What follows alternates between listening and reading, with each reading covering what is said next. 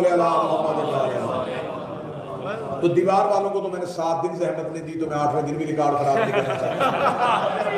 دیوار والے اور کچن والے دونوں کو معافی ہے۔ بسم اللہ، درود ہے؟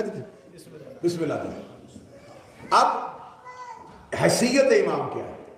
بسم اللہ کے ساتھ حیثیت امام کیا ہے؟ امام کی حیثیت کیا؟ امام ہے مدبر کی حیثیت۔ میں تھوڑی آسان مثال دے دیتا ہوں کہ مثلا میں پاکستان سے یو کے آنا چاہتا تھا۔ میں نے سوچا کہ میں پاکستان سے برطانیہ تک کا سفر کروں تو میں سیدھا ایئرپورٹ پہ پہنچوں اور جو ایئرپورٹ کی چیکنگ والے ہیں وہ مجھے کہہ دیا آپ کہاں جانا چاہتے ہیں، تو میں کہوں کہ میں برطانیہ جانا چاہتا ہوں، تو وہ کہیں گے آپ اپنا پاسپورٹ دکھائیں۔ پاسپورٹ دیکھا تو اس میں برطانیہ کا ویزا نہیں تھا۔ انہوں نے کہا کہ اس میں تو برطانیہ کا ویزا ہی نہیں ہے۔ تو میں نے کہا جی میں ویزا لینے کے لیے جا رہا ہوں، کیونکہ برطانیہ جاؤں گا تو ویزا ملے گا۔ انہوں نے کہا جی نہیں، ویزا برطانیہ سے نہیں ملے گا۔ تو میں نے کہا جی پاکستان میں کہاں سے ملے گا؟ انہوں نے کہا اس ملک کا ایک نمائندہ یہاں بیٹھا۔ کیا بات ہے،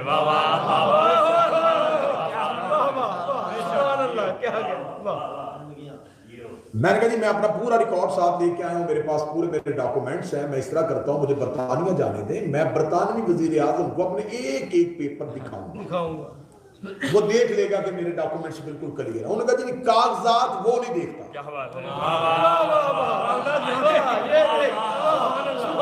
یہاں جو نمائندہ ہے یہ کاغذات دیکھے گا، جانچ پڑتال کرے گا، فیصلہ اس نے کرنا ہے کہ آپ وہاں جانے کے قابل ہیں۔ یہ دنیا کا قانون ہے کہ ہر ملک نمائندہ دوسری جگہ پہ موجود ہوتا ہے اور وہ فرد کی حیثیت سے ہوتا ہے۔ میرے مالک ہم تیری بارگاہ میں آنا چاہتے ہیں اپنے اعمال لے کے، خدا نے کہا وہاں نہ آنا، زمین میں میرا ایک نمائندہ موجود ہے، اس سے جا کے اپنے اعمال کے کاغذات دکھاؤ، فیصلہ وہ کرے گا کہ تم وہاں آنے کے لائق ہو۔ تو میرے مالک وہ فیصلہ کب کرتا ہے؟ خدا نے کہا کہ تنزل الملائکۃ والروح فیہا بإذن ربہم من کل امر سلام، ایک رات آتی ہے میں وہاں والے فرشتوں کو بھی یہاں بھیجتا ہوں تاکہ وہ امر لے کے آئیں۔ اب امر کے 29 معنی کیے ہیں علماء نے، رزق امر کہتے ہیں، حکومت کو امر کہتے ہیں، حکم کو امر کہتے ہیں، اولاد کو امر کہتے ہیں۔ 29 کے 29 معنوں میں جو بھی معنی لو، اگر رزق لینا ہے تو پھر یہاں سے لینا پڑے گا، اولاد لینی ہے تو پھر یہاں سے لینی پڑے گی۔ خدا کہتا میں نے اسے زمین پہ بٹھایا ہوا ہے تاکہ وہ امر بن کے فیصلہ کرے، حکم میں کرتا ہوں، تدبیر یہ کرتا ہے۔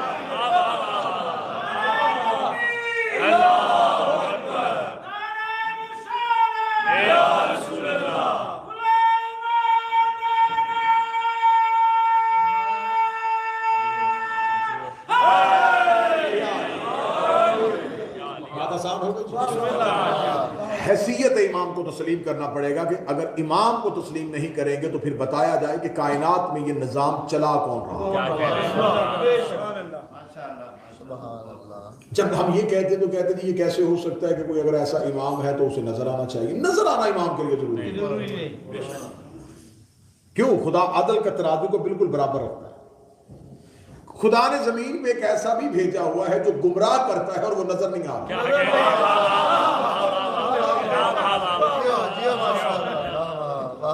تو اگر غائب رہ کے گمراہ کیا جا سکتا ہے تو غائب رہ کے ہدایت کی جا سکتی ہے۔ اب جو غیبت ہے یہ غیبت دو طرفہ نہیں، یک طرفہ۔ یہ غیبت ادھر سے نہیں ہے، ادھر سے۔ ایک لفظ ہمیشہ اپنے عقیدے میں بہتر کیجئے گا، امام کے لیے لفظ غائب استعمال نہ کیجئے گا، لفظ غیب ہے۔ غائب اور ہے، غائب کہتے ہیں اسے جو خود کو پوشیدہ کر لے، غیب وہ ہے جو ظاہر ہو اور نظر نہ آئے۔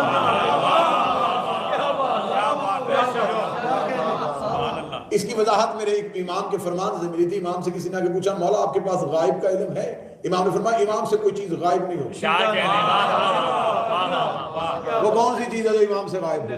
تو اس نے کہا پھر آپ کے پاس. امام نے فرمایا تو سوال یہ کر غائب کا علم ہے. اس نے کہا غائب اور غائب میں کیا فرق ہے؟ امام فرماتے غائب وہ ہے جو چیز خود کو خود پوشیدہ کرے، غائب وہ ہے جو ظاہر ہے اور تمہیں نظر نہیں آ رہا.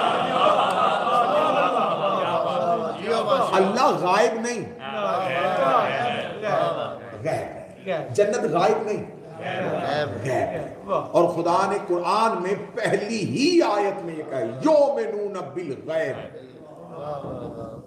یہ صاحب ایمان وہ ہیں جو غیب پر ایمان رکھتے ہیں. یہ مانتے ہیں کہ کچھ ایسا ہے جو ہے صحیح لیکن ہمیں نظر نہیں آتا. اور ہمیشہ نظر آنے والی چیز کسی نہ کسی نظر آنے والے کو اپنا سراپا ضرور بناتی ہے. نوجوانوں کے لیے مثال دینے لگا ہوں، پڑھے لکھے آج کے بچوں کے لیے میں پھر پانی کی مثال دینے لگا ہوں. میں کیا کروں، میرے پاس ہے یہ پانی جو ہے یہ دو گیسوں کا مجموعہ ہے، ہائیڈروجن پلس آکسیجن، یہ دونوں ملتی ہیں تو پانی. وہ نظر نہیں آ رہا. کیا بات ہے، نظر یہ ان دو نے مل کے انہیں اسے صورت دے دی ہے. طلب یہ پوری کر رہا ہے، اس کے پیچھے وہ ہے. اس کا مطلب مظہر کو مانو تو حقیقت کو مان لو. جس نے مظہر کا انکار کر دیا اس نے حقیقت کا انکار. امام کی زمانے میں غیبت ہے، اور غیبت ہماری طرف سے ہے. پیاسے کو کسی صحرا میں کنویں کا نہ ملنا پانی کے نہ ہونے پہ دلالت نہیں. ایک پیاسا کسی دشت اور کسی صحرا میں چلا جائے اور وہ کہے کہ پیاس ہے اور پانی ہی نہیں ہے، پانی موجود ہے لیکن وہ پانی تک پہنچ نہیں رہا. امام موجود ہے لیکن ہم امام تک پہنچ نہیں رہے. اب میں ابھی تھوڑی دیر پہلے دوستوں میں بھی یہ بات کر رہا تھا کہ اب ہم نے دیکھنا یہ ہے کہ امام کی غیبت کا راز کیا ہے. امام کی غیبت کے راز کو جب ہم دیکھتے ہیں تو ہمیں ایک بات کی تھپکی دے کے سلا دیا جاتا ہے کہ صاحب یہ حکم پروردگار سے ہے اور وہ اللہ نے ابھی حکم نہیں دیا، جب وہ حکم دے گا تو پھر یہ ظاہر ہو جائیں گے. اچھا، پھر ہمیں بتایا جائے کہ کائنات میں جب جس نے کلی اختیار امام کو دے دیا تھا تو اس نے امام کا اختیار امام کو کیوں نہیں دیا. یہ بہت نئی باتیں ہیں جو میں آپ کروں گا، اور ہمیشہ نئی بات جو ہے وہ لوگوں کو پریشان بھی کر دیتی ہے اور لوگ اس چیز کو جلدی قبول بھی نہیں کرتے. اس لیے کہ جب رسول نے مکہ میں دین بتایا تھا تو لوگوں نے کہا تھا یہ ہمارے لیے نیا ہے، ہم اس کو جلدی قبول اس لیے نہیں کریں گے کہ ہم نے ایسا پہلے کبھی سنا ہی نہیں. اب سوال یہ ہے کہ جب وہ امام جسے اللہ نے کلی اختیار دیے ہوئے ہیں، اسے مدبر بنایا ہوا ہے، تو اس کا اپنے ظہور پہ اختیار کیوں نہیں؟ یعنی کہ وہ یہاں آ کے محتاج کیوں ہو گیا کہ میں ظہور نہیں کر سکتا؟ اس کا مطلب ظہور کا اختیار بھی امام ہی کے پاس ہے. وہ جب چاہیں وہ ظاہر ہو سکتے. اب اس سے اگلی سیدھے پہ آ جائیے، اگر یہ سارا ظہور امام کے چاہنے پہ مبنی ہے تو وہ ابھی تک چاہ کیوں نہیں رہے؟ اب یہاں ہمیں روایات بتاتی ہیں کہ امام ظہور اس لیے نہیں فرما رہے کہ امام پردے میں ہیں اور امام رو بھی رہے ہیں، امام شدت میں بھی ہیں، امام گریہ بھی کر رہے ہیں. تو امام گریہ کر رہے ہیں اور ان کے اختیار میں ہے ظاہر ہونا، تو وہ ظاہر کیوں نہیں ہو رہے؟ صاحب ہمیشہ انسان کی فطرت ہے یہ اپنا الزام دوسرے کے سر پہ دیتا ہے. یہ ہمیشہ کوشش کرتا ہے کہ اپنی کمی کو چھپانے کے لیے کسی کا سہارا ڈھونڈے. بھئی آپ نے نماز کیوں نہیں پڑھی تو فوراً کوئی نہ کوئی ایسا سہارا ڈھونڈنا کہ میں اپنی غلطی اس کے سر پہ ڈالوں. لباس ٹھیک نہیں تھا، کاروبار میں جانے کی ذرا جلدی تھی، آفس کا ٹائم چینج ہو گیا تھا. اب ہم نے کیا کیا؟ ہم نے اپنا قصور جو ہے یہ بھی امام پہ ڈال دیا. ان کے پاس اختیار ہے، وہ جب چاہیں ظاہر ہو سکتے ہیں. جب امام کی طرف ربط ہوا اور امام سے پوچھا گیا کہ بادشاہ آپ ظاہر کیوں نہیں ہو رہے جب آپ کے پاس آپ کا اختیار ہے؟ تو فرمایا تمہاری وجہ سے، کیونکہ میں نے ظاہر نہیں ہونا، میں نے قیام کرنا. اگر میرے بعد بھی کوئی امام ہوتا تو جیسے مجھ سے پچھلے اماموں نے ہر دور کے حالات میں خاموشی بھی اختیار کر لی، گوشہ نشینی بھی اختیار کر لی، زہر والا انگور بھی کھا لیا، زہر والی کھجور بھی کھا لی، زہر والا دودھ بھی پی لیا، میں بھی ایسا کر لیتا لیکن میرے بعد امامت نہیں۔ اب آخری قیام میں نے ہی کرنا، اور قیام تب تک نہیں ہوتا جب تک لشکر نہ ہو۔ میں نے آپ کی پچھلی مجالس میں ایک ڈیڑھ گھنٹہ میں اس بات پہ مسلسل ہسٹری میں بولتا رہا ہوں، امام حسن علیہ السلام نے قیام کیوں نہیں کیا؟ کیا لڑنا نہیں جانتے تھے؟ کیا تلوار نہیں تھی پاس؟ قیام نہ کرنے کی وجہ قلت انصاف، لشکر ہی نہیں، کیوں قیام کریں؟ اور یہ بھی بات یاد رکھیے گا، امام کو اپنی طاقت کے لیے لشکر کی ضرورت نہیں ہوتی، امام کو لشکر کے لیے لشکر کی ضرورت ہوتی کہ کم از کم یہ میرے پیچھے آئیں تو صحیح تاکہ ان کی عاقبت صحیح ہو۔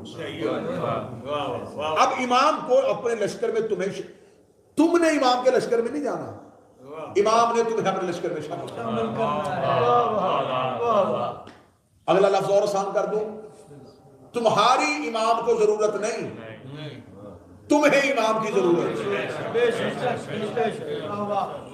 اب جو آخری قیام ہوا ہے نا، آخری قیام جس نے کیا ہے وہ کریم کربلا نے کیا۔ کریم کربلا کے بعد آج تک امامت نے قیام نہیں کیا۔ آخری قیام امام حسین کا کربلا میں ہوا، اور ناصرین کی تعداد 72۔ اور یہ بھی فرماتے ہیں کہ آج تک پچھلے آئمہ میں سے سب سے زیادہ جو ناصرین کی تعداد ملی ہے وہ اس امام کو۔ تو امام حسین کے بعد جتنے بھی امام آئے، کسی نے خود کو قید خانے میں رکھ لیا، کسی نے گوشہ نشینی اختیار کر لی، ہر دور میں امامت قیام نہ کر سکی۔ اب اگر اس امام کے بعد بھی کوئی امام ہوتا تو شاید یہ امام بھی حالات دنیا کو دیکھتے ہوئے تم لوگوں پہ توکل نہ کرتے، لیکن اب قیام واجب ہے، اب قیام ضروری ہے۔ اب جب قیام ضروری ہے تو اب اس کا مطلب ہے کہ ظہور رکا ہوا ہے ہماری وجہ سے۔ ظہور کی ہونے کی نا وجہ ہم خود ہیں۔ اب یہاں پر عام فہم میں دلیلیں نہیں دوں گا کہ دیکھیں کردار اچھے نہیں ہیں، یہ اچھا نہیں ہو رہا، یہ اچھا نہیں ہو رہا۔ سب سے پہلی بات جو امام کے لیے ضروری ہے، امام کے ظہور کے لیے، امام کے رستے کو ہموار کرنے کے لیے، کہ آپ کو امام کے ساتھ قیام ذات کے لیے نہیں، امام کے لیے کرنا۔ میں نے آپ کو پچھلی مجالس میں بتایا کہ کوفہ والوں نے خطوط لکھے۔ خط کب لکھے؟ جب ان کے اوپر ظالم حاکم آ گیا۔ اب انہیں خبر تھی کہ یہ گردن بھی کاٹ رہا ہے، یہ ہمارے بچے بھی مار رہا ہے۔ اب امام کو بلایا بھی تو امام کے لیے نہیں، اپنے لیے۔ یعنی کوفہ والے الاجل کہہ رہے تھے تو وہ بھی لالچ کی بنیاد پر، اور امام کوفہ نہیں آئے۔ جو امام مکہ سے غازریہ اور نینوا تک پہنچ گیا تھا وہ امام کوفہ آ سکتے تھے۔ امیر المومنین اگر دارالحکومت کوفہ بنا سکتے ہیں تو کریم کربلا بھی تشریف لا سکتے تھے۔ نہیں آئے، کیوں نہیں آئے؟ کیونکہ کوفہ میں قیام کی سکت نہیں تھی۔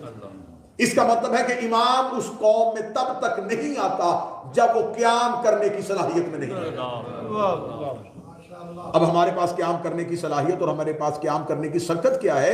ہم چاہتے ہیں کہ امام ظہور فرمائیں اور ہمیں مشکلوں سے نکالیں، ہمیں مصیبتوں سے نکالیں۔ میں انتہائی معذرت کے ساتھ یہ گزارش کرنے لگا ہوں، ہم آل محمد کو بھی مانتے ہیں تو اپنے لیے مانتے ہیں۔ ہمیں خبر ہے کہ ان سے زیادہ بہتر مدد کرنے والا کوئی نہیں۔ ہمیں پتا ہے کہ مشکل ان کے علاوہ ٹال ہی کوئی نہیں سکتا، صحت ان کے علاوہ دے ہی کوئی نہیں سکتا، قبر میں ان کے علاوہ آئی کوئی نہیں سکتا، محشر میں ان کے علاوہ شفاعت کاری کوئی نہیں سکتا، جنت میں کسی اور کی سرداری ہے ہی نہیں۔ تو اس کا مطلب ہے آل محمد کو ماننا بھی ہماری مجبوری اس لیے ہے، ہمارا لالچ ہے۔ میں بھی گزارش کر رہا تھا کہ میں نے آج تک علم پہ بغیر منت کے سیب چڑھتے ہوئے نہیں دیکھا۔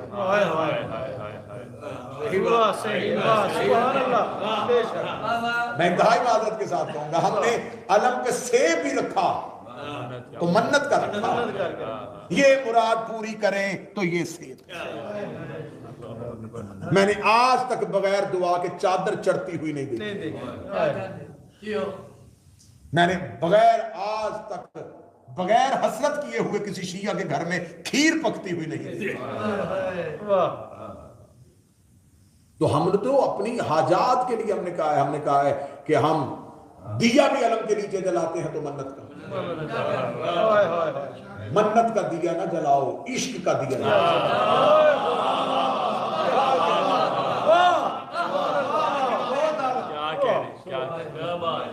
عشق کا دیا جلاؤ۔ جب تم میں اور امام کے درمیان سے لالچ ختم ہو تمہیں امام نظر آنا شروع۔ لالچ کس چیز میں ہوتا ہے؟ لالچ ہے ہمارے نفس میں۔ جتنی بھی خواہشات ہمارے نفس کی ہے نا، نفس کی خواہش ہے اچھا گھر، نفس کی خواہش ہے اچھی گاڑی، نفس کی خواہش ہے یہ مل جائے، یہ مل جائے، یہ مل جائے، یہ سب کچھ نفس۔ اب بات کو ختم کرنے لگا ہوں، امام کی اور ہمارے درمیان جو رکاوٹ ہے نا، جو دیوار ہے، وہ نفس ہے۔ جب انسان مرتا ہے تو نفس کو موت آتی ہے، کل نفس ذائقۃ الموت، نفس مرتا ہے، روح نہیں مری، روح موجود ہے، روح زندہ ہے، مرا نفس۔ اس سے اچھی دلیل بابا جی ہوئی کوئی نہیں۔ نفس مرتا گیا، ساتھ ہی امام نظر آ گیا۔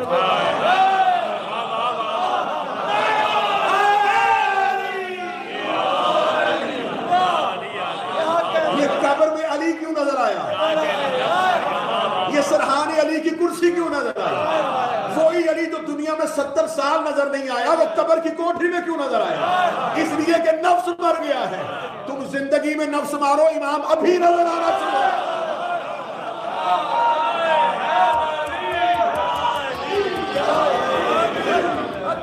ابھی امام نظر آنا۔ اور مجھے حسین کی عزت قسم، کربلا کے 72 نے نفس مارا تھا۔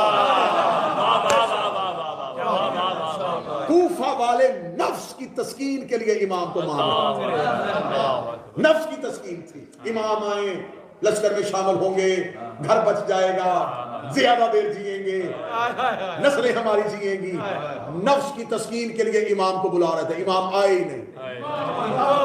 اور جس نے نفس مارا ہوا تھا اسے خط لکھ کے بلایا۔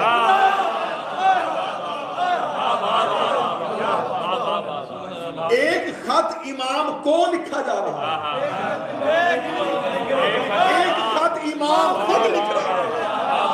جو لکھ رہے ہیں وہ بھی انسان ہے، جس کو لکھا جا رہا ہے وہ بھی انسان ہے۔ خط لکھنے والے نفس کی تسکین کے لیے بلا رہے تھے، جس کو لکھا تھا وہ نفس مار کے حسین کی بیٹھ جائے۔ اب مجھے بتاؤ، جو 72 کربلا میں آئے تھے، 72 کی شادیاں نہیں تھی، ان کی نسلیں نہیں تھی، ان کے بچے نہیں تھے، ان کے گھر نہیں تھے، سب کچھ تھا۔ حسین نے شب عاشور آخری امتحان لیا۔ حسین نے کہا دیکھ لوں کہیں کوئی لالچ تھا تو نہیں۔ یہ تو کوئی لالچ ہی نہیں ظاہر کر رہے۔ یہ تو 3 دن پانی بند ہوا تھا نا، یہ حسین کا امتحان نہیں تھا۔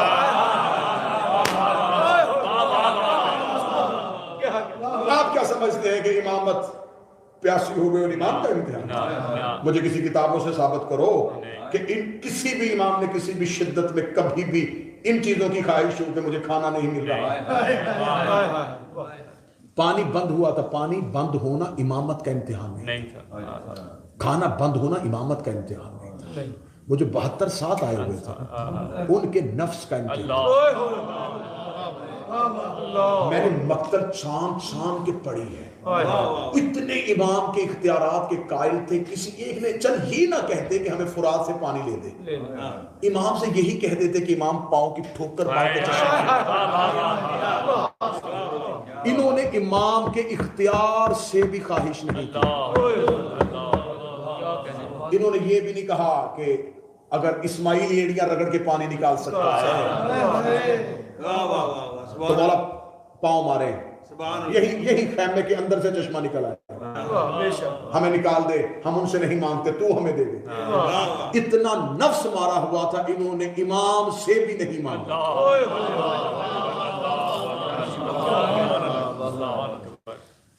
کیا لالچ تھا؟ لالچ کدھر رہ گیا کہ ہم سب کچھ امام سے مانگ رہے ہیں نا، یہ سامنے بیٹھے ہوئے امام سے بھی نہیں مانگ رہے. اب نفس مر چکا تھا کیونکہ یہاں خواہش نفس کی نہیں صرف امام کی تھی. ہمارا امام کیا چاہتا ہے؟ پیاسا ہم پیاسے رہے، یہ چاہتا ہے. ہمارا امام چاہتا ہے ہم بھوکے رہے تو ہاں ہیں بھوکے. اب یہ سب کچھ کیسے ہوتا ہے؟ ہمیشہ جب آپ کسی چیز کو نفس پہ غلبہ کب ہوتا ہے؟ کسی انسان کو بہت بھوک لگی ہو نا، شدت کی بھوک، اب اس کا نفس خواہش کر رہا ہے کہ بھوک ہے. اللہ نہ کرے میں مثال دے رہا ہوں کسی بھی انسان کی، اس کے کان میں آواز پڑی کہ اس کا باپ مر گیا ہے. اب مجھے بتاؤ کہ بھوک رہے گی؟ نہیں. وہ غم جو ہے نا وہ بھوک پہ غالب ہے. وہ جو تھوڑی دیر پہلے پانی مانگ رہا تھا، کھانا مانگ رہا تھا، اس سے لوگ پکڑ پکڑ کے کہہ رہے ہیں پانی پی، کھانا کھا. کیوں نہیں کھا رہا؟ باپ کی محبت بھوک پہ غالب ہے.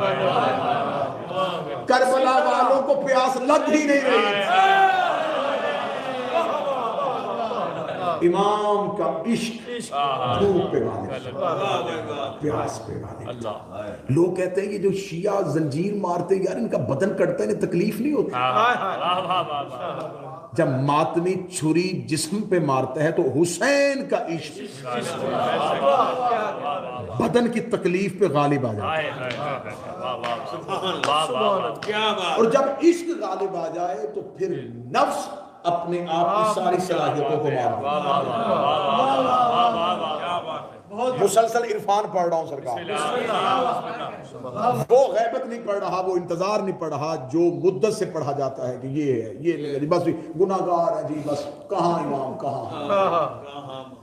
نفس کو ختم کیا کربلا والا. امام نے کہا آخری امتحان لو. امام نے شب عاشور کہا کہ شاید آنکھیں نہیں ملا رہے، چراغ بجھا کے. اس سے بڑا امتحان اللہ کی کائنات میں کسی نبی نے بھی نہیں دیا. حسین نے کہا جنت دیتا ہوں. انہوں نے کہا ہمیں جنت نہیں چاہیے. یہ کائنات کے پہلے نفوس تھے جن کو جنت کی خواہش نہیں رہی تھی. یار ہم نفس مارتے ہیں جنت ملے. خدا نے کہا رمضان کے اتنا وقت بھوکے رہنا تو ہم نے نفس مارا، کیوں؟ جنت مل جائے گی. نفس مارا صبح اٹھیں گے نماز پڑھیں گے جنت مل جائے گی. نفس مارتے ہیں جنت کے لیے. حسین کا شاید انہوں نے نفس مارا جنت کے لیے. حسین کا جنت دوں؟ جنت بھی نہیں چاہیے. حسین نے ان 72 غیر معصوموں کو امام کے عشق میں ایسے دکھا کے کہا کہ قیامت تک کہیں یہ نہ کہنا یہ سوائے معصوم کے کوئی نہیں کر سکتا. مولا حسین کی قسم اگر حسین صرف اپنے ہی بنی ہاشم لے کے چلے جاتے، یہ باتیں بالکل ممبر کی تاریخ سے نہیں ہوگی. حضرت عبداللہ بن جعفر تیار کو لے لیتے تو لے سکتے تھے. بے شک ہاشمیوں کے کئی لوگ مدینہ میں آباد تھے، لے سکتے تھے. اگر ان کو لیتے ان میں سے ایک نام کاٹنا پڑتا. یہ ہے امام کا عشق کہ امام نے غیر معصوم نام نہیں کاٹا، بھائی گھر بٹھا دیا. عقیل کے بیٹے گھر بٹھا دیا، جعفر تیار کی نسل گھر بٹھا دیا. نہیں اللہ نے تمہیں امتیاز دے دیا ہے، اب انہیں لینے دو. خدا سے تجاوز نہیں ہو سکتا، خدا سے تجاوز نہیں ہو سکتا تھا. اگر ایک نام بھی اور بڑھاتے تو ادھر سے ایک نام کاٹنا پڑتا. کیا کریمی ہے حسین کی. محمد بن حنفیہ گھر بٹھا دیا، جون کا نام نہیں کاٹا. اگر صرف عباس، قاسم، علی اکبر یہ سب کچھ کرتے تو آج کہہ دیتے او نہیں جی یہ سب کچھ تھا، لیکن آگے بھی تو دیکھے نا کون تھے. آگے بھی تو علی کے بیٹے تھے، آگے بھی تو خونے. نہیں میں یہ کام جون سے کرواؤں گا، میں زہیر سے کرواؤں گا، میں مسلم ابن اوسجہ سے کرواؤں گا، میں سعید سے کرواؤں گا، تاکہ قیامت تک تمہیں پتہ چلے کہ غیر معصوم بھی اگر نفس کو مارے تو عشق کے اس کمال میں. اب سب سے ایک ہی چیز جس پہ گفتگو رکے گی، بہت بات کی باتیں ہیں کہ اعمال ہمارے ٹھیک نہیں ہیں، نمازیں ہماری پوری نہیں ہیں تو اس لیے امام نہیں آ رہے۔ امام کا امتحان سب سے پہلا یہ ہے کہ تمہاری خواہش کیا ہے۔ کیا بات، نفس ختم کرو، خواہشات ختم کرو، خواہش صرف امام کر دو۔ اور یہ بات بھی میں کہوں کہ یہاں پر بھی گھاٹے کا سودا نہیں ہوگا۔ اب یہ نہ سوچیں گے دیکھیں جی دنیا داری بھی تو ہے، نہ بچے بھی تو پالنے ہیں۔ یار آپ صرف امام لے کے دیکھیں، ہر چیز امام کے ساتھ خود بخود آ جائے۔ آپ صرف خواہش امام کر کے دیکھیں، آپ صرف عشق امام میں مبتلا ہو کے دیکھیں۔ جن چیزوں کی آپ خواہشات کر رہے ہیں یہ بڑی چھوٹی ہیں، یہ خود بخود یہ بالکل ایسے ہی ہے جیسے بچہ بچپن میں باپ سے کچھ چیز امام کے لیے یہ خواہشات کیا ہیں؟ تمہارے رزق میں فراوانی کر دینا تمہاری چیزوں میں۔ لیکن جب ہم امام کو چھوڑ کے بار بار یہ خواہشیں کرتے ہیں تو یہ بھی فراوین موجود ہیں۔ امام فرماتے پھر انہیں اتنا دنیا دے دو انہیں ہم یاد ہی نہیں۔ مولا فرماتے کثرت مال امام سے دوری کی وجہ ہے۔ مولا امیر المومنین سے کسی شخص نے پوچھا، اس نے کہا مولا غریبی بڑی ہے۔ امیر المومنین نے فرمایا شکر کر اس نے آزمائشوں سے بچایا، شکر کر اس نے آزمائشوں سے بچایا۔ اس نے غربت دی ہے تو اس کا زیادہ شکر کیا کر، وہ بیماری دے تو شکر کرو کہ اس نے قابل سمجھا تو آزمائش دی۔ مولا فرماتے ہیں تمہیں ایک سال میں ایک مہینہ گزر جائے اور کوئی غم نہ ملے تو توبہ کرو۔ لوگ سمجھتے ہیں غم نہ آنا کرم کی دلیل ہے، علی فرماتے ہیں غم نہ آنا عذاب کی دلیل ہے۔ اگر تمہیں غم نہیں مل رہا تو اس کا مطلب ہے اس نے تمہیں تمہاری میں چھوڑ دیا، رسی کو ڈھیلی کر دیا۔ جا رکھ دنیا، بن جا سگے دنیا، اٹھا دنیا کا مال، تمہیں ہماری ضرورت ہے۔ تو غیبت یک طرفہ ہے۔ غیبت آج نفس جس نے، یہ نہیں ہے کہ یہ بھی بات غلط ہے، بس میں آخری بات کہنے لگا ہوں، یہ بات غلط ہے کہ اگر کوئی بندہ یہ سمجھے کہ امام تو بالکل کسی کو بھی نہیں مل رہے۔ مولا فرماتے جب میں ظہور کروں گا میرا ہر شیعہ مجھے دیکھ کے کہے گا آپ کو تو میں نے پہلے دیکھا۔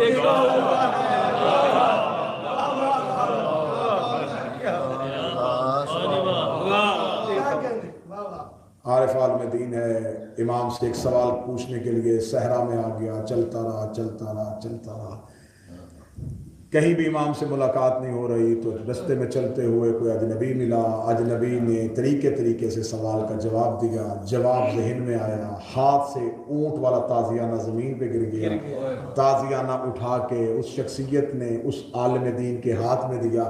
عالم دین کے ہاتھ میں دینا تھا، کہنے لگے کس سے ملنے کے لیے نکلا تھا؟ کہنے لگے امام سے ملنے کے لیے نکلا تھا۔ کہتے کاش پہچان لیتا کہ ہاتھ امام کا۔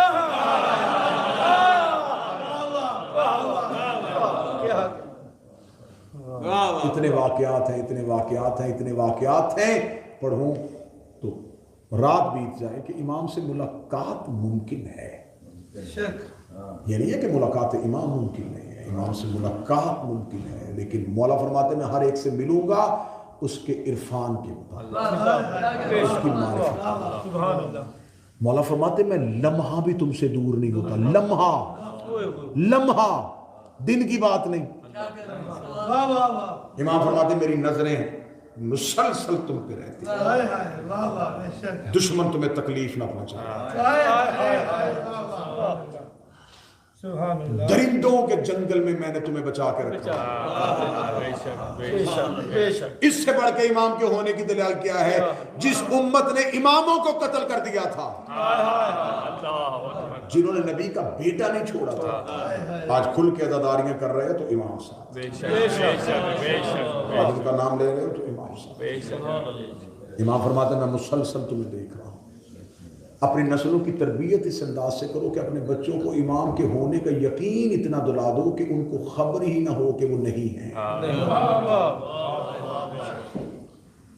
گھر میں کھانا ہو، دسترخوان بچھا ہو تو ایک شخص کی جگہ خالی چھوڑ دو، بچے پوچھے یہ کس کی ہے تو کہنا ہمارا امام دسترخوان پہ آئے. جب بچوں کو پتہ چل جائے نا کہ ہمارا امام ہمارے گھر آتا ہے، تو جو بچہ باپ کے سامنے سگریٹ نہیں پیتا، جب اس کے امام کے ہونے کا اتنا یقین ہو جائے گا تو پھر وہ گناہ نہیں کرے گا. اسے خبر ہوگی کہ میرا امام مجھے دیکھ رہا ہے. ایک شخص نے امام سے اتنی ملاقات، بس آخری لفظ کہہ رہا ہوں، اتنے، کبھی شب جمعہ کربلا، کبھی مسجد سہلا میں بیٹھا ہوا ہے، کبھی مسجد کوفہ میں بیٹھا ہوا ہے، مسلسل کرتے کرتے کرتے کرتے تھک گیا. کوئی جگہ نہیں چھوڑی امام سے ملنے کی، کہیں امام نہیں مل رہے. خانہ کعبہ کی دیوار کے ساتھ ٹیک لگا کے بیٹھا اور پاؤں کا انگوٹھا پھٹ گیا تھا امام کو ڈھونڈتے ڈھونڈتے. پاؤں کے انگوٹھے سے خون نکل رہا ہے، بدن کا لباس تار تار ہو چکا ہے. دیوار کعبہ کے ساتھ ٹیک لگا کے بیٹھا تھا، یا دیکھا کہ ایک شخص نورانی چہرے والا آ رہا ہے. ایسے چونک کے اٹھا، اس نے دور سے دیکھا کہ میں وہ نہیں جو تو سمجھ رہا ہے. کہنے کا کون ہے تو؟ کہنے لگا تمہیں امام بلا رہا ہے. لنگڑاتا ہوا، پاؤں زخمی ہے، جسم لاغر ہو چکا ہے. اس نے سہارا دیا مکہ کے قریب. وہ کہتے ہیں ایک پہاڑ ہے، پہاڑ کے اوپر ایک سفید اون کا خیمہ ہے، اس کے اندر مولا تشریف ہوا. وہ خیمے کے اندر گیا اور بے ساختہ گر گیا قدموں میں، چیخیں مار مار کے. فرزند رسول اتنے مہینے ہو گئے مجھے ڈھونڈتے، مولا آپ مجھے کیوں نہیں ملے؟ میرے امام کی بات ہے، ڈھونڈا تو اس سے جاتا ہے جو کہیں گیا ہو. کیوں ڈھونڈ رہا تھا مجھے؟ مولا میں آپ سے ملنا چاہتا تھا. مولا فرمایا میں تمہیں ملتا ہوں، تم مجھے پہچانتے ہو. کہنے لگا مولا کب ملتے ہیں؟ مولا فرمایا تم روتے روتے چپ ہو جاتے ہو. مولا فرماتے ہیں یہ لفظ ہے میرے امام کا، کرم دیکھنا. ماؤں کا پیار سوچنے والوں، باپ کا پیار دیکھنے والوں، اپنے امام کا کرم دیکھنا. مولا فرماتے ہیں میں اپنے شیعوں کے رخساروں سے ان کے آنسو اپنے ہاتھوں. مولا فرماتے ہیں تمہارے گھر میں غم ہو سب سے پہلے تمہارے گھر میں آتا ہے، تمہارے گھر میں خوشی ہو سب سے پہلے. لیکن امام کہتے ہیں مجھے بڑا دکھ ہوتا ہے جب میں تمہارے گھر تمہاری خوشیوں میں جاتا ہوں،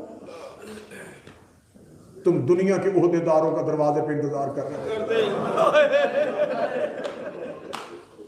فلاں ہمارا رشتہ دار ایم پی ہے وہ بھی آ گئے، فلاں منسٹر بھی آ گئے، فلاں امیر تاجر بھی آ گئے. امام کہتے ہیں میں بہت دیر تک تمہیں دیکھتا رہتا ہوں، شاید تم کہو ہمارا امام بھی آ گیا.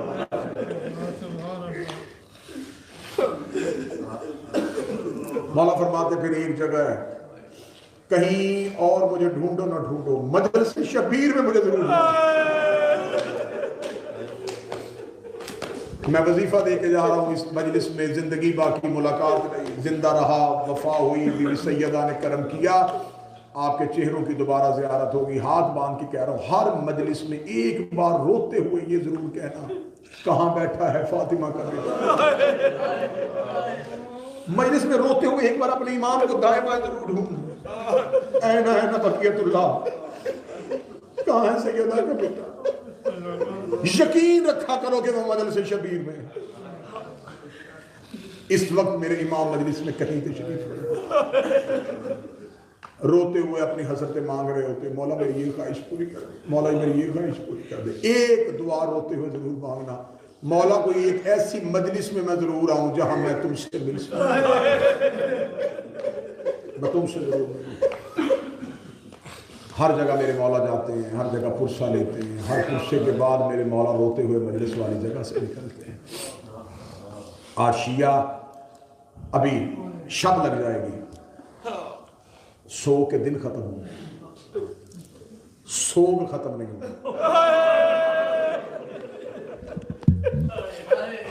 میں یہ گزارش کر کے جا رہا ہوں، عزاداری کے دن ختم ہوں گے، عزاداری ختم نہیں ہوگی. یہ صرف میرے مولا نے تم پہ کرم کیا ہے کہ جاؤ اپنے اپنے گھروں میں دروازے کھولو، اپنے بیٹوں کی شادیاں کر لو، اپنی خوشیوں میں چلے جاؤ.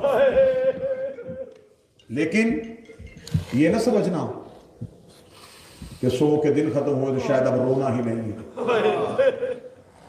بس توجہ میری طرف کیجیے گا، یہ سوچ کے اب 8 ربیع الاول کے بعد اگلے 4 محرم تک یہ سوچتے رہنا کہ ابھی 40 دروازوں کے تالے نہیں کھلے، ابھی سوگ آل محمد کے گھر سے ختم نہیں ہوا، ان کا سوگ ختم ہوگا جب آ جائے گا ان کا بیٹا، آباد ہوگے 40 دروازے، علی اکبر کے سر پہ سجے گا صحرا، قاسم کے سر پہ سجے گا صحرا، اصغر جوان ہو کے بابے کی شاہی دیکھے گا، آل محمد کے گھر میں مسکراہٹیں تباہ، ابھی آباد گھر آباد نہیں ہوا، میرے وارث کا ظہور ہو، بند تالے کھلے، میں نے صرف تمہارے ڈر کی وجہ سے کہا ہے کہ تالے بند کھلے۔ سادات تشریف فرمایا اگر کوئی سید مجھے معاف کر دے تو میں اگلا جملہ پڑھوں، میرا امام ظاہر ہو تاکہ سکینہ کی رسیاں اللہ جلیہ امام، تاکہ جو آج تک بند رسیوں کے ساتھ شام کے قبرستان اس کے ہاتھوں کی رسیاں زہرا کا پہلو سے ہاتھ، زینب شام سے مدینے جانے، گھروں کی آبادی، دین بچ گیا، ہماری بہنوں بیٹیوں کے سروں پہ چادریں آ گئی، ہماری مسجدوں میں سجدے گاہ آ گئے، ہمارے گھروں میں قرآن آ گیا، مدینے میں نہیں واپس آیا تو حسین کا سر، آج مستورات میں برآمد ہوگی سیدادیوں کی ہماریاں،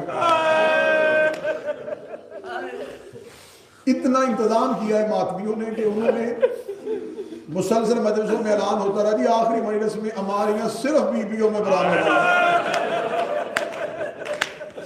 یہ ہے میری قوم کا آل محمد سے محبت، یہ بیویوں کی اماری کی شبیہ بھی مردوں کو نہیں دیکھ رہے، رکھ میرے سر پہ قرآن، شرابیوں کا مجمع تھا، علی کی بیٹیاں رو رو کے کہہ رہی تھی آنکھیں بند کرو، ہم علی کی بیٹیاں،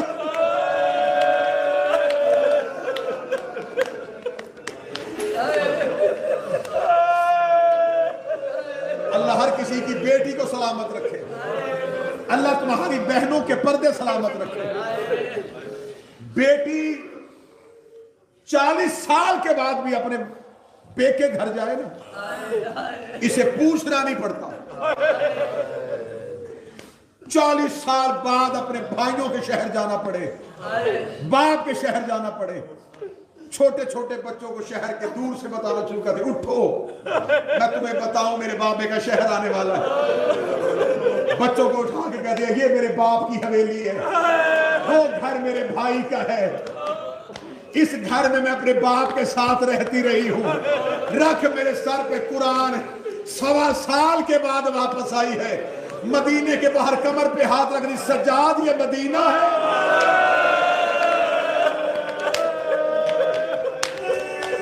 ہاں زینب یہ مدینہ، رو کے کہتی سجاد میں نے پہلی بار باہر سے دیکھا، سجاد میں تو زندگی میں بابے کی زندگی میں کبھی باہر نہیں آئی تھی، سجاد مجھے بتا قبر رسول کہاں ہے؟ فرمایا ماں وہ سامنے قبر ہے رسول، بی بی رو کہتی سجاد شام تو گیا، کوفہ میرے ساتھ رہا، 11 محرم سے لے کے اب تک میں نے سارا قافلہ ساتھ رکھا، اب آ گیا ہے واپس مدینہ، تو بھی ادھر بیٹھ، ماں بھی ادھر بٹھا، میں اکیلی جاتی ہوں نانے کی قبر پہ، میں نانے کو بیٹی نہیں بیٹا بن کے بتا کے آؤں کہ تیرا دین بچ گیا ہے،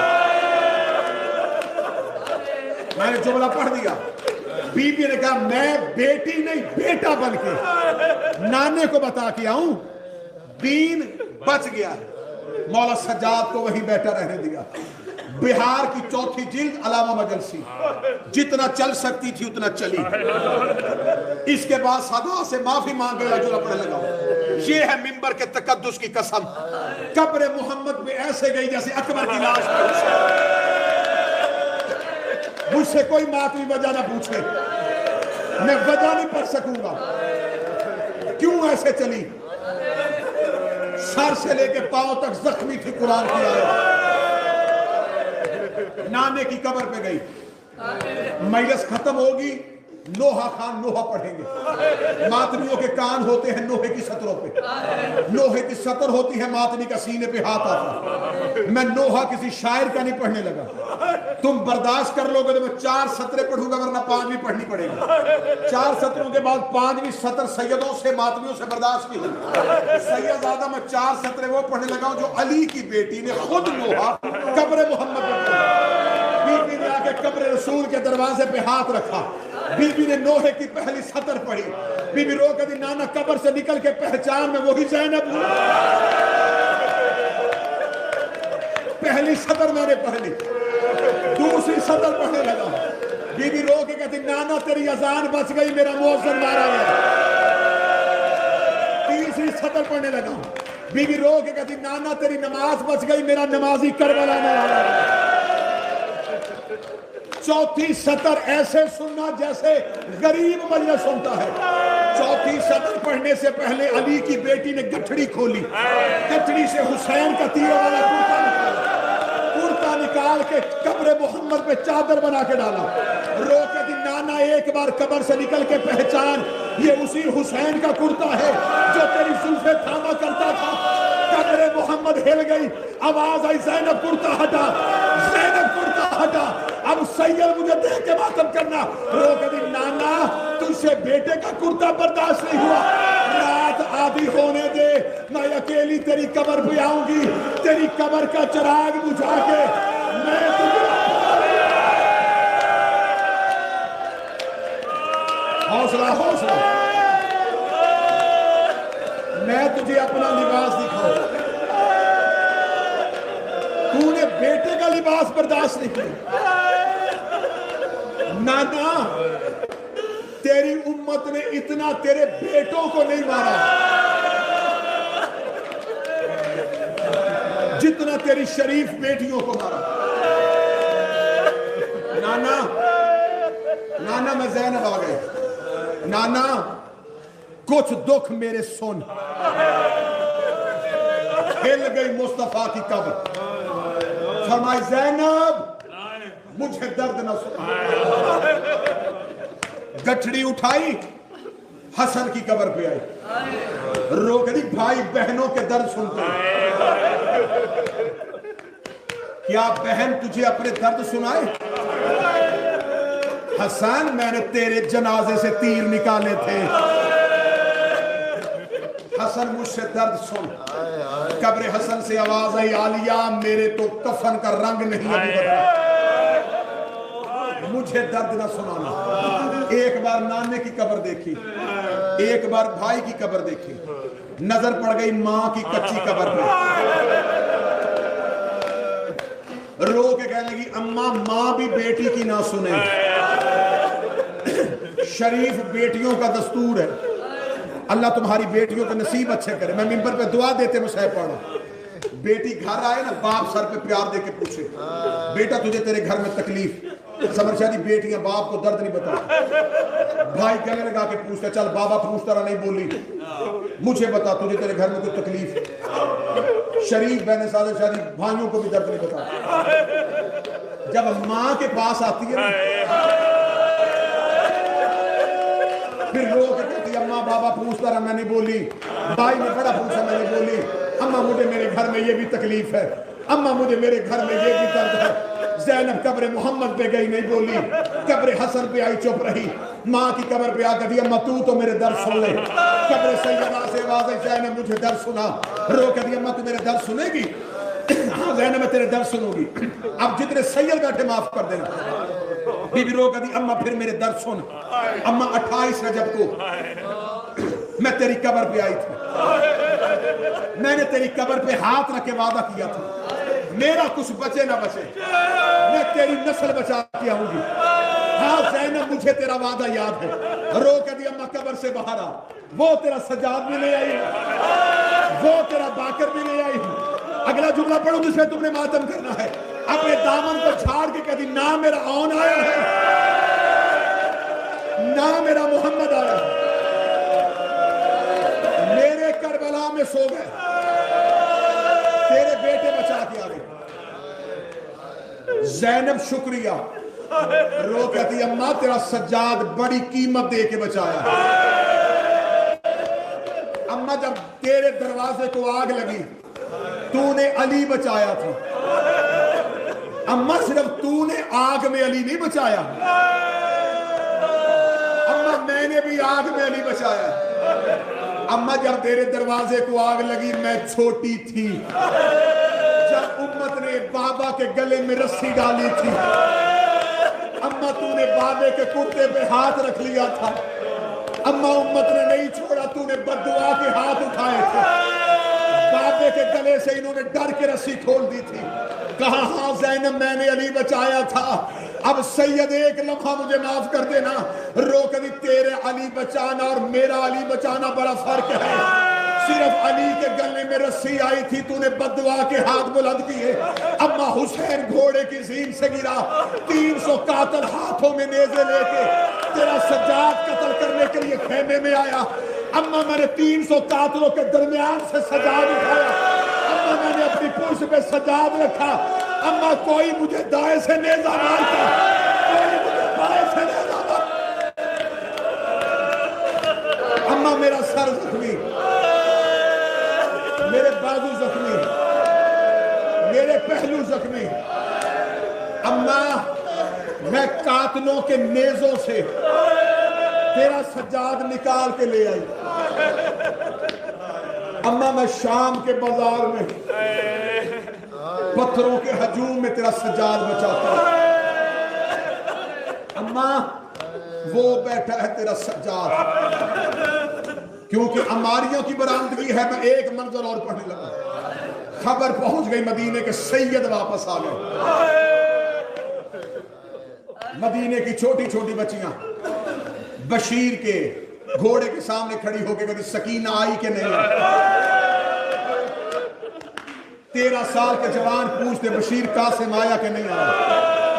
18 سال کے جوان پوچھتے اکبر آیا کہ نہیں آیا. بشیر اعلان بھی کرتا جا رہا, روتا بھی جا رہا. غازی کی ماں نے نہیں پوچھا حسین آیا کہ نہیں آیا, اکبر آیا کہ نہیں آیا. عباس کا صرف اتنا پوچھا بشیر عباس آیا. بشیر دے دا بی بی میں نے تو سنا تھا کہ تو آل محمد کی بڑی وفادار ماں ہے, تو نے زہرا کے بیٹے کا نہیں پوچھا, تو نے اپنے بیٹے کا پوچھا. رو کر اس لیے پوچھا اگر عباس آیا تو سارے آئے, اگر عباس نہیں آیا تو پھر کوئی بھی نہیں آیا. کہا بی بی عباس بھی مارا گیا, حسین بھی مارا گیا, اکبر بھی مارا گیا, اصغر بھی مارا گیا. خبر پہنچی ہے اکبر کی بہن کے کان میں, بیوی صغرا کے کان میں خبر پہنچی. وارث واپس آ گئے. بی بی گئی نانی ام سلمہ کی حویلی میں, نانی میرے وارث واپس آ گئے, دے مجھے اجازت میں مدینے کے باہر سے وارثوں کا استقبال کروں. سر پہ لی ماں والی چادر. قبر محمد حویلی سے اتنی دور نہیں تھی, قبر محمد اور آل محمد کے گھر کا قدموں کا فاصلہ تھا. سر پہ لی ماں فاطمہ والی چادر, پاؤں تک چادر تطہیر, ارد گرد کنیزوں کا حلقہ, کنیزوں کے حلقے میں چلی ہے اصغر کی اور اکبر کے حصے کی بہن حسین کی بیٹی صغرا. کنیزوں نے حلقہ باندھا, بی بی وارثوں کو لینے کے لیے چلی. یہ کنیز کی آوازیں بی بی رکیے, رستے میں کوئی مسافر بیٹھا. اب مجھ سے پوچھو کون بیٹھا؟ اس رستے میں حسین کا سجاد بیٹھا.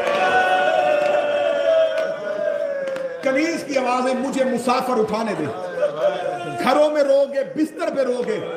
ایام ازا کا آخری پرسہ ہے, اگلے سال ہم میں سے وہ روئے گا جو رہے گا.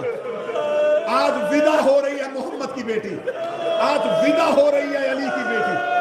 میں چاہتا ہوں کہ بیویوں کا ودا گریے میں ہونا چاہیے. ہم چیخے مارے اور محمد کی بیٹی ودا ہو جائے. آج ودا کرنا ہے رسول کی بیٹی کو. تم نے اس امام بارگاہ سے مولا منتظمین کو سلامت رکھے, ماتمیوں کو سلامت رکھے. یہ بارگاہ تاظہور امام زمان قائم دائم رکھے. میرا بارگاہ دنیا میں تشریف لائے تو میرا شہنشاہ اس بارگاہ میں اپنے قدم رنجا فرمائے. دعا دے کے حسین کا ذاکر ہو کے اگلا جملہ پڑھنے لگا. کنیز کہتی ہے بی بی مجھے مسافر اٹھانے دے. کنیز چلتی چلتی وہاں جہاں سجاد بیٹھے تھے, مولا سجاد کی کمر کے پیچھے کر دے. مسافر رستہ چھوڑ.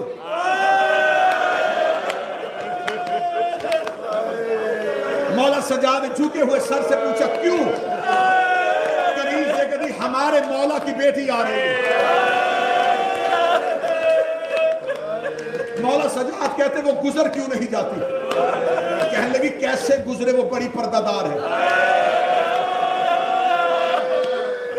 وہ بڑی پردہ دار ہے.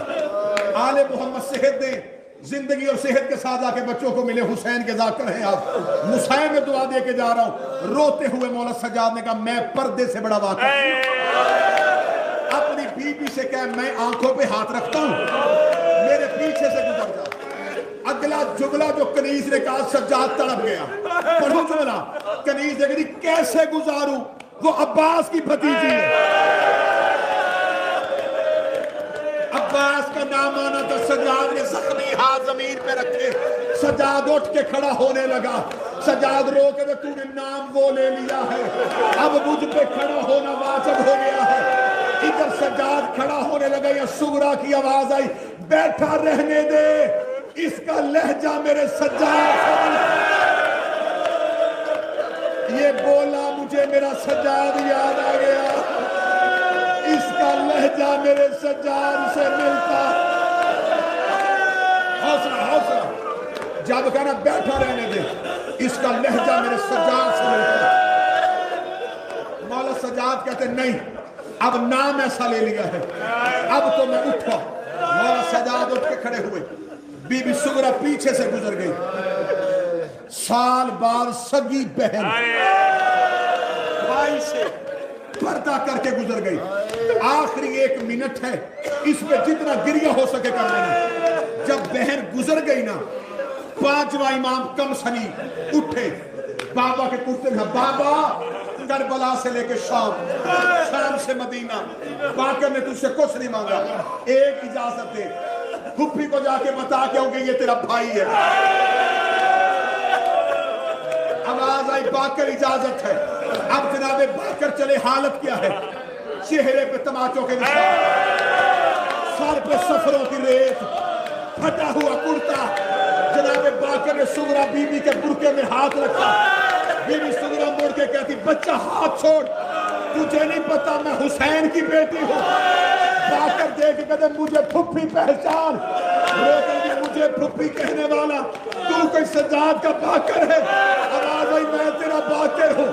کب باقر تو ہے تو بابا کہاں ہے؟ جس سے پردہ کر کے آ گئی ہے کہیں تیرا سجاد ہے. سغرا دوڑ کے آئی، سجاد کے گلے میں باہیں ڈالی.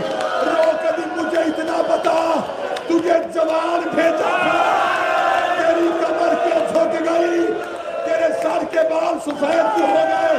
سجاد کی آواز آئی سغرا مجھے شام کی گلیاں کھائے ماتم حسین.